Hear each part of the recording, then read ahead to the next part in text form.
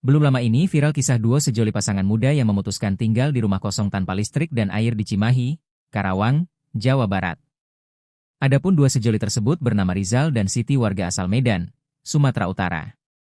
APT Ego Adriano, pemilik akun tersebut mengungkap Rizal dan Siti, memulai pernikahan mereka dengan kondisi ekonomi yang sangat sulit. Keduanya menikah sejak 3 bulan lalu. Sehari-hari bertahan hidup menjadi tukang rongsokan. Mereka bertahan hidup dengan modal Rp7.000.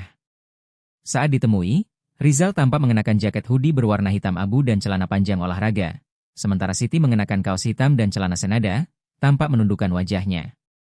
Rizal mengaku keduanya sudah tinggal selama 1 bulan di rumah tanpa listrik dan air.